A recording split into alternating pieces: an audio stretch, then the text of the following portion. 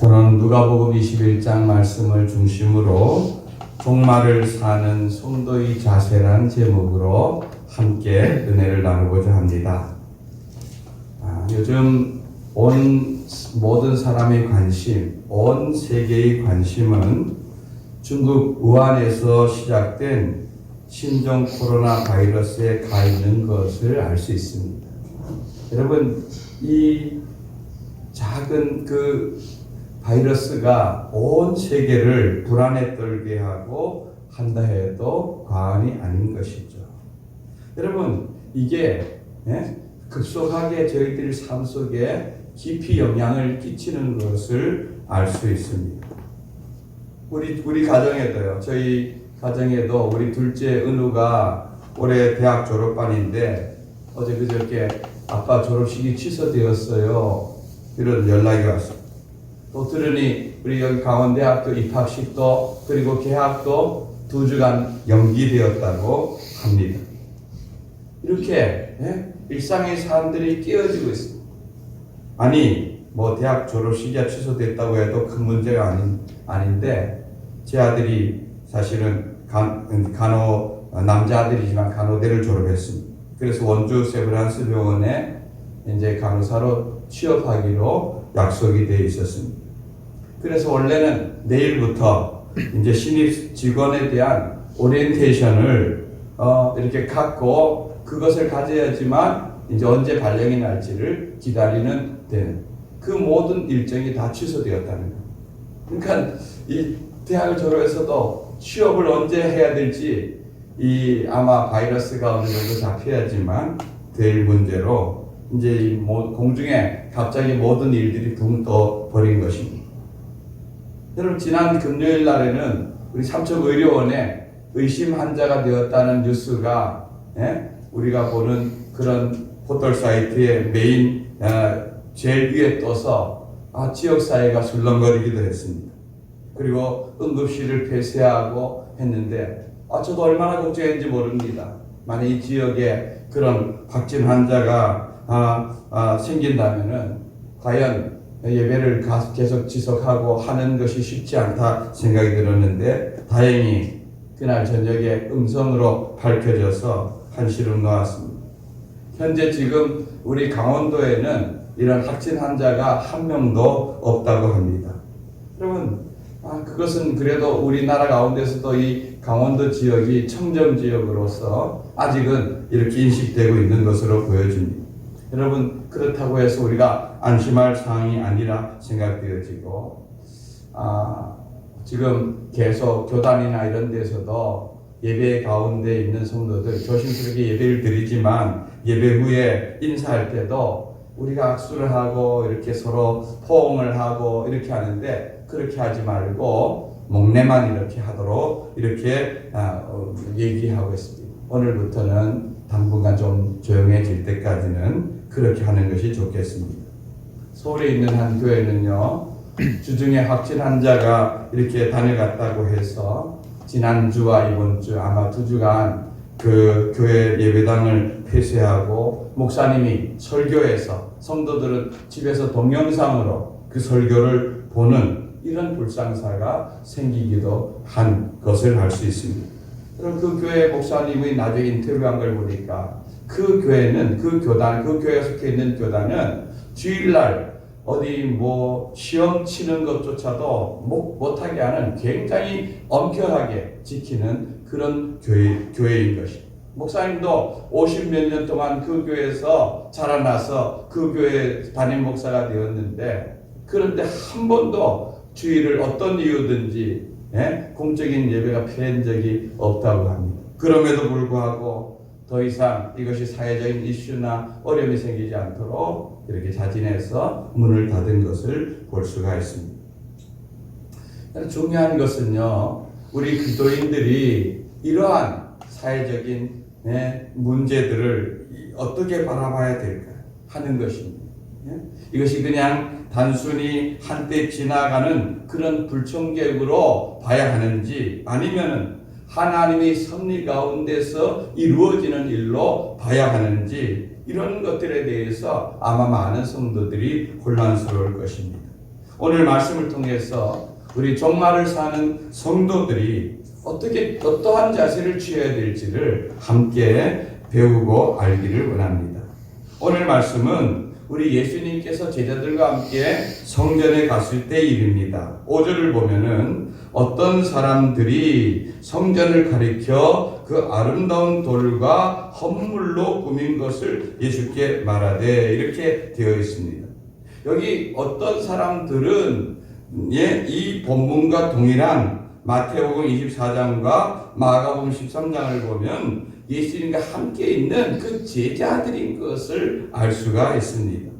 이 제자들이 예수님을 보면서 예수님 성전을 좀 보세요. 이 거대한 돌과 저 아름다운 문양과 저것 좀 한번 보세요 하고 성전의 아름다움을 예수님께 지금 자랑하고 있는 것입니다.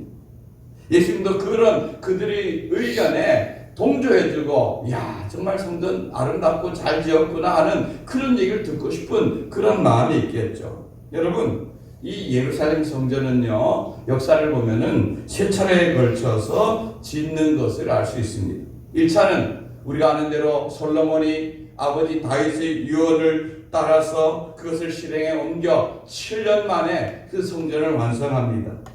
그러나 이 솔로몬 성전은 바벨론에 의해서 이스라엘이 멸망되면서 완전히 허물어지고 끝장나는 것입니다.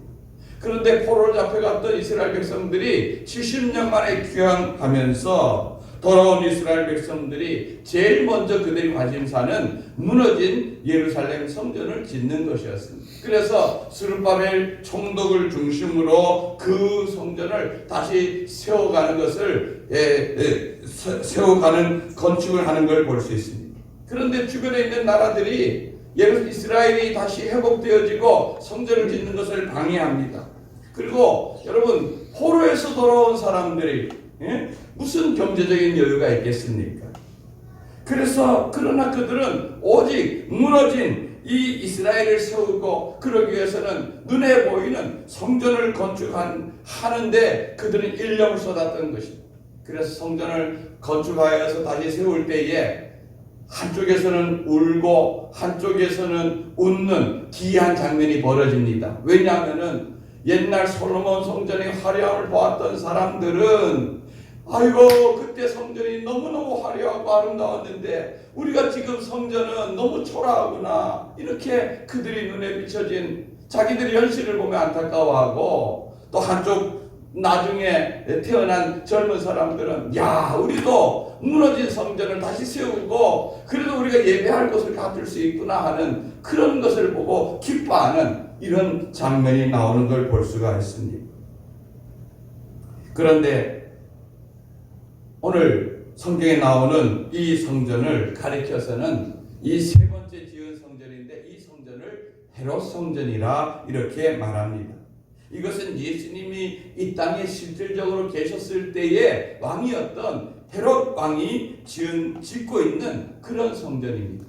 여러분 이 헤롯이라는 왕은요 로마로부터 이 당시 이스라엘과 모든 주변의 나라들이 로마의 식민지가 되어 있었습니다. 근데 로마로부터 이스라엘 왕으로 추대되어서 보냄을 받지만 그는 혈통적으로 그는 에돔인의 피가 그에게 흐르고 있었습니다. 에돔인의 피가. 그러니까 이방인이죠. 유대인이 아닌 그런 사람이 와서 자기들이 왕으로 되어질 때 유대인들이 그를 환영하거나 좋아할 리가 없는 것입니다.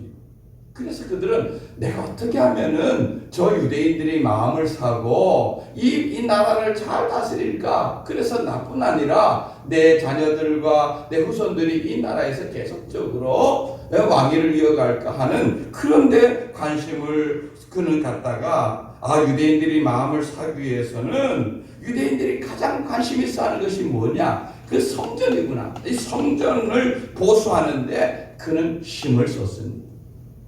여러분 그래서 자기 정치적인 입지를 다지기 위해서 성전을 더 보수하고 더 아름답게 하고 건축하고 하는 일을 계속하는 것입니다. 이 일이 예수님 오시기 약 20년부터 시작해서 예수님이 떠나고 성전 수리가 끝난 것이 약 AD 63년경이니까 약 80년이 넘는 기간을 엄청난 여러분 80년 동안 어떤 건물에 그 힘과 물질을 투자했다는 것은 엄청난 투자인 걸 알 수가 있습니다.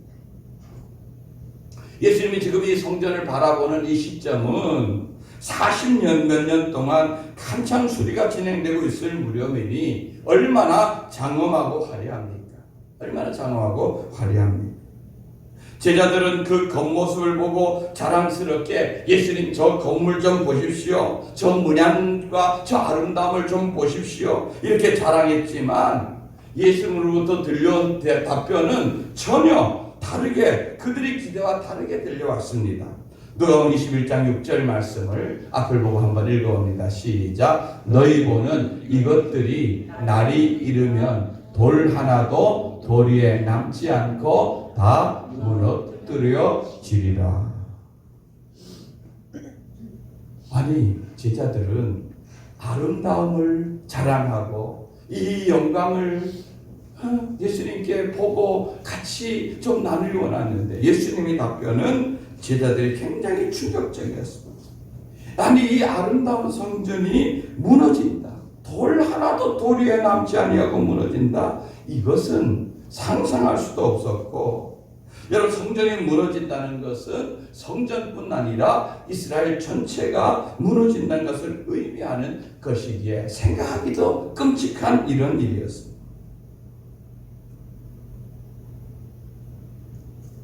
여러분 성전이 무너지는 것은요 단순하게 건물이 무너지는 것을 의미하지 않습니다. 여러분 지금 이 제자들은 예수님을 메시아로 믿고 따르고 있습니다. 그들이 믿고 따르는 메시아, 그들이 가지고 있는 메시아에 대한 생각은 우리를 구원할 메시아, 즉 구원자가 오면은 이 땅을 지배하고 있는 외세, 지금은 로마죠. 로마의 모든 군인들과 모든 것을 물리치고 다시 이스라엘을 회복시키는 것입니다. 그리고 이 땅에 다윗의 후손으로 오셔서 그분이 이 땅에 무너진 다윗 왕국을 건설할 것을 기대하고 있는 것입니다. 여러분 이스라엘 역사 가운데서 최고의 시대, 최고의 나라는 다윗의 시대였고 다윗과 솔로몬 시대였던 것입니다. 그러니까 이스라엘 백성들은 늘 그것이 꿈이었습니다. 하나님 언젠가 메시아를 보내줄 것이다. 그 메시아가 오면은 무너진 이스라엘 다시 건축하고 이 땅에 영원한 하나님의 나라가 있을 것이다. 그 중심에 뭐가 있습니까? 성전이 있는 것입니다.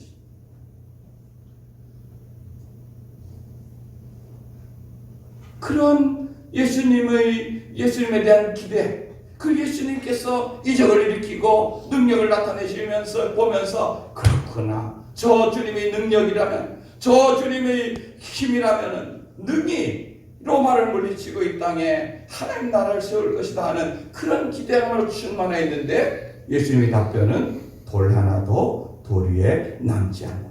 이거는 성전이 무너짐과 함께 그들의 마음에 있는 예수님에 대한 기대감도 다 무너져 내리는 것을 알 수 있습니다. 또 예수님은 성전에 대해서 이런 말씀도 하셨습니다. 요한복음 2장 19절 우리 한번 읽어봅니다. 시작. 예수께서 대답하여 이르시되 너희가 이 성전을 헐라 내가 사흘 동안에 일으키리라. 예. 물론 우리는 이 말씀이 무슨 뜻인지 압니다. 여기서 말하는 이 성전은 눈에 보이는 지금 80몇 년 동안에 세워지는 건축하고 세워지는 보수되는 이 성전을 말하는 것이 아니라 성전된 누구를 가리키는 겁니까? 예수님 자신을 가리키는 겁니다. 내가 십자가에 죽었다가 성전된 내가 죽었다가 다시 살아날 것을 우리가 가르치는 예언적인 말씀입니다만 이 당시 제자들은 이 말을 들으면서도 그것이 무슨 뜻인지 전혀 이해하지 못했을 것입니다. 또 예수님을 대적하는 자들은 예수님이 성전을 파괴하는 그런 파괴자들. 너가 성전을 우리가 40몇 년 동안 지금 세우고 있는 성전을 헐어버리면 사흘 만에 그걸 다시 짓는다고 하는 허위맹랑한 말을 하는 그런 사람으로 예수님을 몰아세웠던 것을 볼 수가 있습니다. 제자들은 이것이 너무나 충격적인 말씀이었어요. 그래서 그날 저녁 그 예루살렘이 바라보이고 성전이 바라보이는 감람산 언덕에 그들이 앉아있을 때에 제자들이 조용히 예수님께 묻습니다. 선생님, 아까 낮에 말씀하신 돌 하나도 돌 위에 남지 아니고 다 무너진다는 그 말씀이 그런 일이 언제 일어나겠습니까? 하고 묻는 것입니다. 여러분, 여기에 예수님께 답하는 내용이 오늘 우리가 읽은 8절부터 읽지 않은 마지막 36절까지. 예? 여러분 성경 어떻게 되어 있는지 몰라도 제 성경은 빨간 글로 되어 있는데 빨간 글씨가 예수님이 직접 말씀하신 그런 내용입니다. 이 8절부터 36절까지가 예수님께서 앞으로 일어날 세상의 종말에 대한 일들을 이야기하고 있는 것입니다. 여러분, 그리고 결국 예수님이 예언한 것처럼 이 성전 공사가 끝난 지 불과 7년 만에 83년 동안 그토록 공들여 세워놨던 그 모든 성전은 AD 70년 로마의 디도 장군에 의해서 예루살렘은 멸망하고 성전은 완전히 무너져 폐허가 된 것을 알 수가 있습니다. 그런데 중요한 것은 우리가 이런 예수님의 예언을 읽을 때에 단순히 예루살렘 성과 성전에 국한해서 읽어서는 안 되는 것입니다.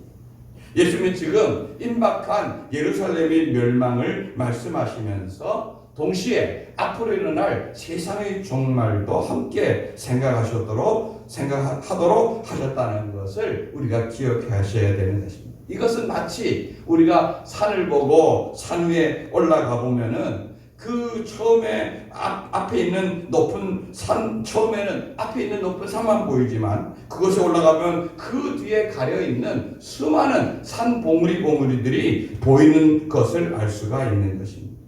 그러므로 우리가 성경의 예언을 볼 때에 그 예언은 가리키는 것은 현실적인 문제도 보아야 하지만 멀리 전체적인 그런 시야 속에서 볼 수 있는 그런 눈들이 열리기를 원합니다. 오늘 예수님께서는 종말의 징조로 몇 가지를 말씀하십니다. 첫째는 이단을 주의하라는 것입니다. 오늘 8절 9절을 보면은 유혹을 받지 않도록 주의하라 이렇게 말씀하고 있습니다. 종말이 가까워지면 가까워질수록 교묘한 이단들과 교묘한 사람들이 등장해서 사람들을 미혹한다는 말씀입니다.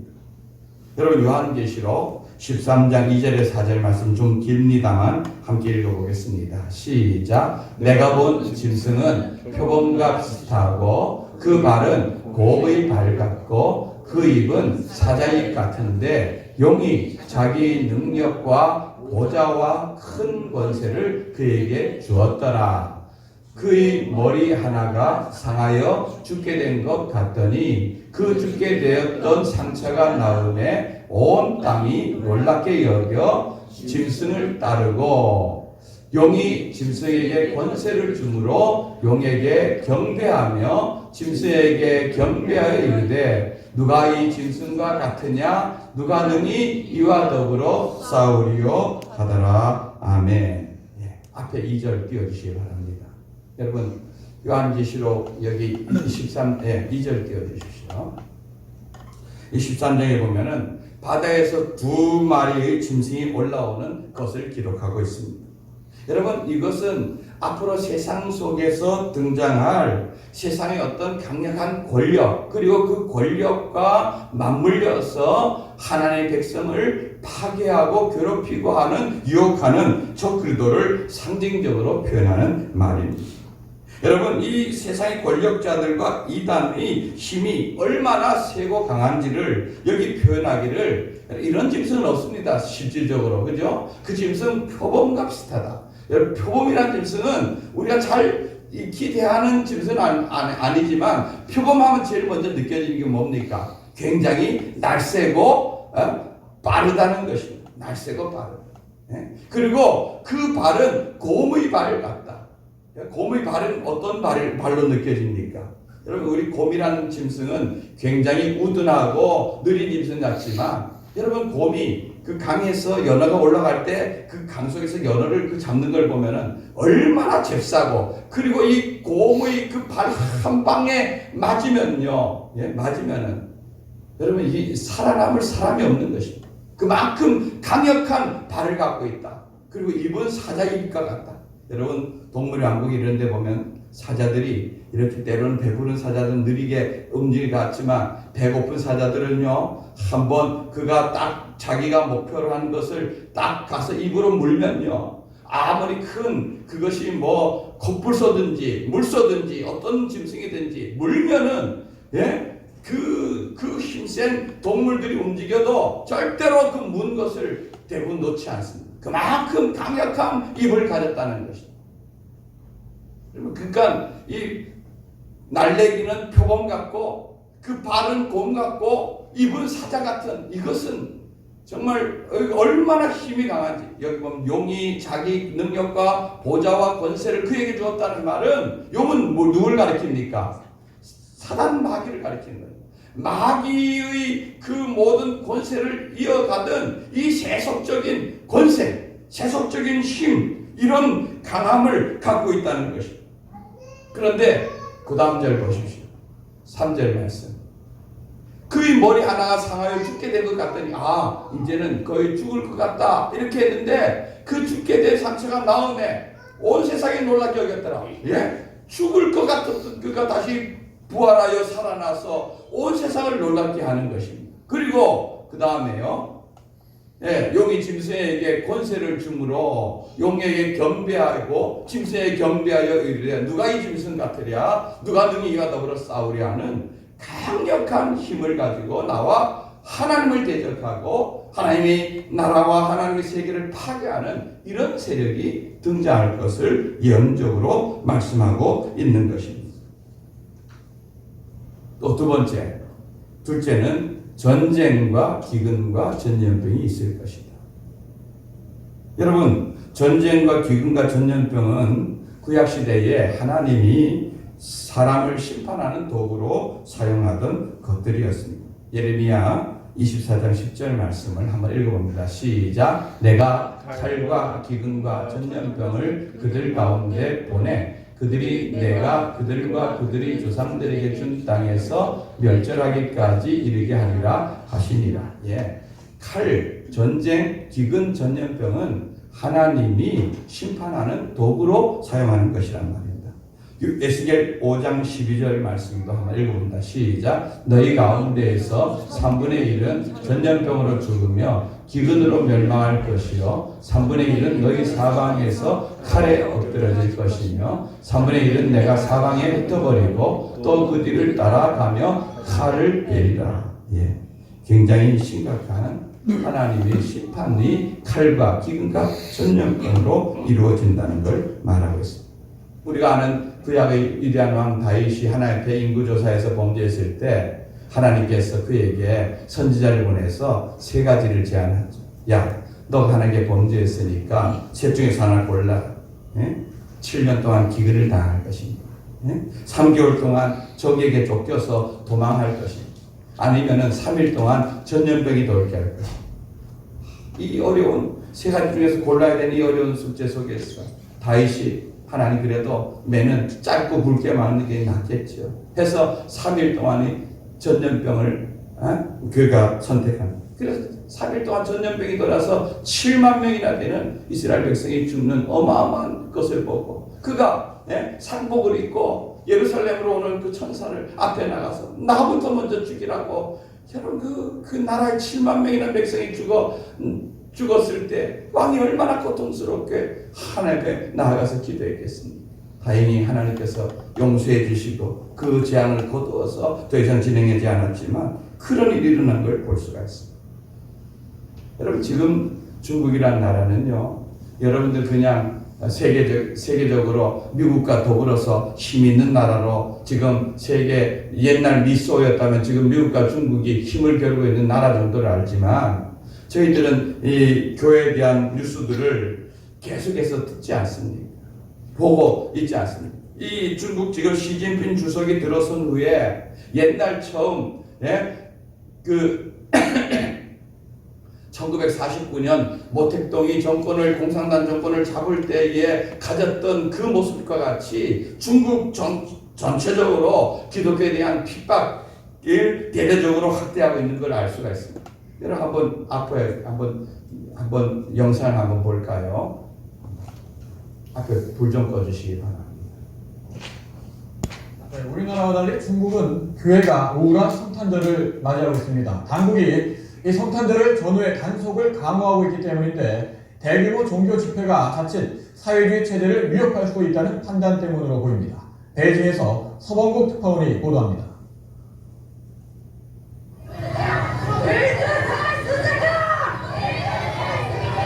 십자가 철거에 나선 경찰 병력을 향해 신도들이 거세게 항의합니다. 신도들은 무력 진압에 나선 경찰들과 몸싸움도 마다하지 않습니다. 중국에서 교회 철거를 둘러싼 싸움은 늘어나는 추세입니다. 성탄절을 앞둔 지난 16일에도 허난성 난러현 기독교 교회가 강제 철거됐습니다.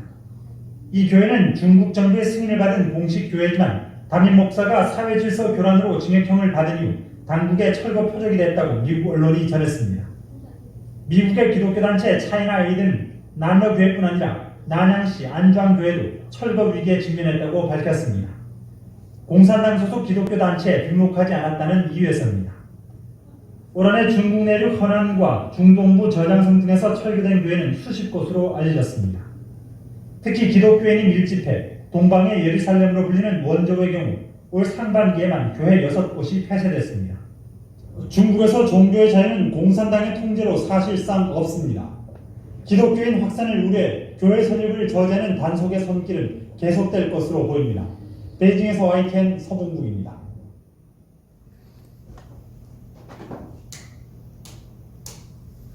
짧은 영상이지만 보셨지만 이 뉴스가 기독교 텔레비전에서 방송하는 게 아닙니다. YTN이라고 하는 우리나라 공식적인 뉴스 채널에서 지금 중국의 현 상황을 알려주고 있는 내용입니다.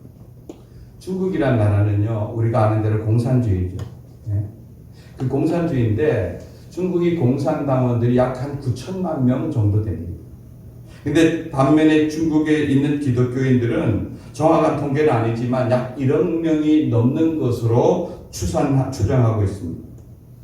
여러분, 이 공산주의와 기독교는 같이 갈 수가 없습니다. 왜냐하면은 공산주의는 무신론을 바탕으로 신은 없다. 거기를 바탕으로 두고 세워진 그런 나라고, 기독교는 하나님이 이 세상을 만들고 통치하고 다스린다는 유신론을 바탕으로 되었기 때문에 그렇습니다. 그러니까 기독교의 세력이 점점 커진다는 것은 공산당원들이나 나라를 이끌어가는 사람들이 느끼기에 이 나라를 위태롭게 하고 불안하게 만들 요소가 되어진다. 그것이 공산당원들보다 더 세력이 커지면 안 된다는 것이 그들의 기본적인 생각이었습니다. 작년에요, 10년 이상 사역한 한국 선교사님들은 다 추방당했습니다. 또 지하교회, 가정교회들 전에는 알고도 묵인했는데 이제는 다 해산시켜버립니다. 교회당의 십자가를 철거하고 건물들을 다 파괴하고 지도자들을 잡아서 가둡니다. 그들이 제목이 뭡니까? 아까 본 대로 백성들을 선동하고 나라를 어지럽게 한다는 겁니다. 다른 말하고 정부에 대해서 비판하고 하면은 잡아다 갖다가 가두는 것입니다. 교회마다 CCTV를 설치하여서 교회의 모든 사람들의 움직임을 다 감시하고 있습니다. 또 교회 안에다가 시진핑 주석의 사진을 걸게 합니다. 여러분, 교회 안에 우리는 성화라고 해서 거룩한 그림도 걸지 않는데 하나님의 영광을 가로챌까? 주석의 사진을 걸게 합니다. 더 나아가서 지금은 예배 시간에 정부 선전하는 시간을 넣게 만드는 것입니다. 그것도 모자라고 요즘 들려오는 소식은 성경을 자기들이 입맛에 맞도록 변조하는 작업을 한다는 얘기가 들려옵니다. 여러분, 특별히 이번 이 바이러스가 시작된 우한이라는 곳은 작년에 종교정책 시범지역으로 지정되었습니다. 그래서 48개에 달하는 지하교회,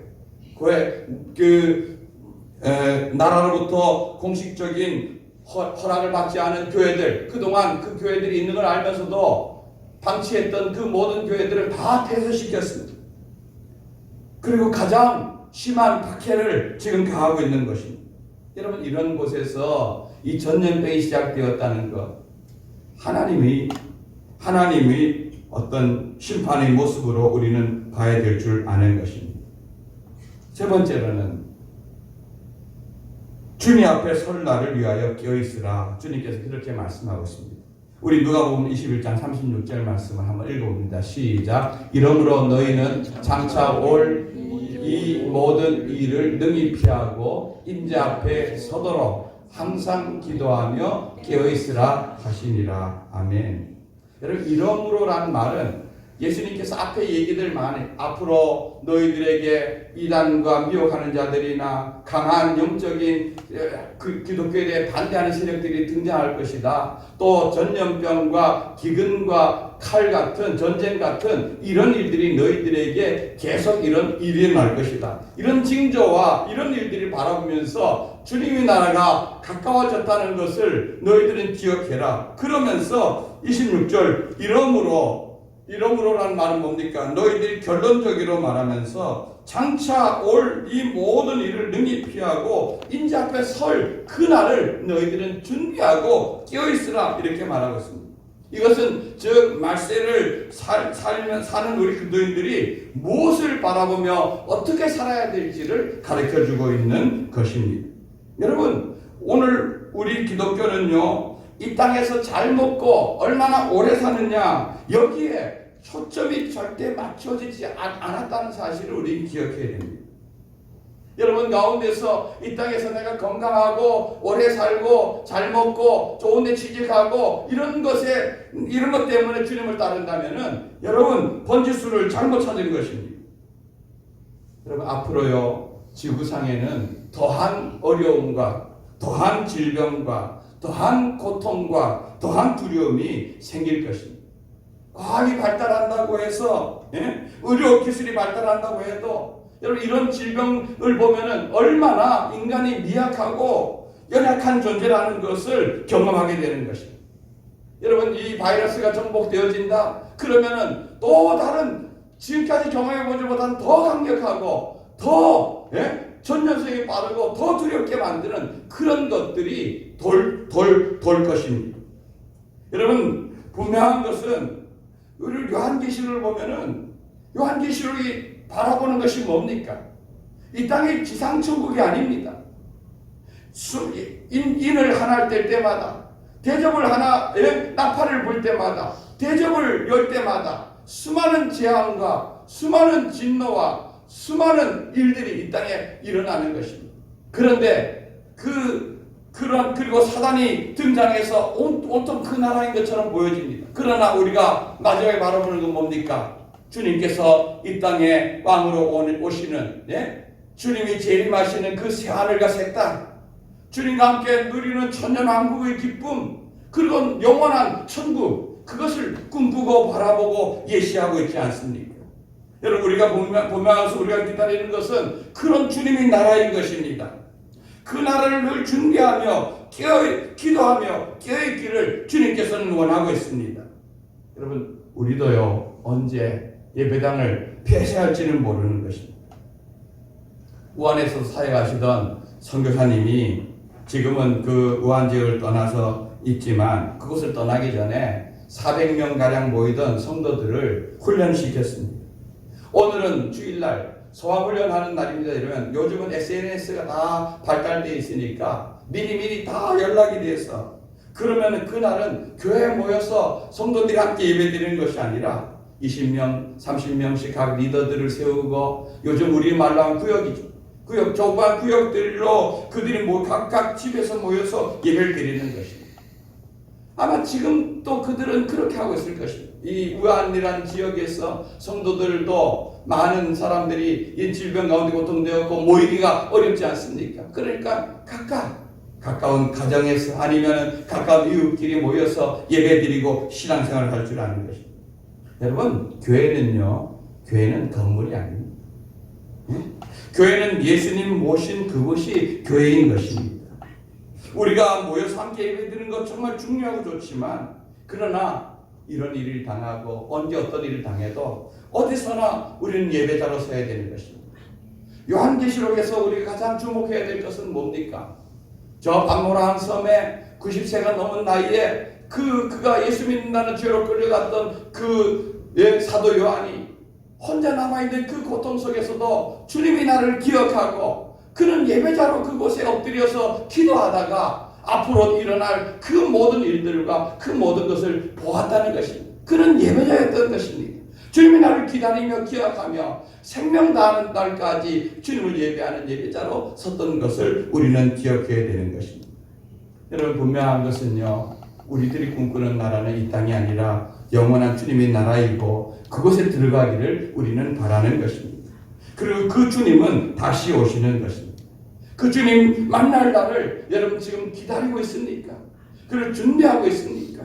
그리고 그 주님에 대해서 기다림을 가지고 날마다 사모하며 승리하며 살아가는 복된 성도들 되기를 주님의 이름으로 축원드립니다. 아멘. 우리 176장 우리 한번 찬송하기를 원합니다.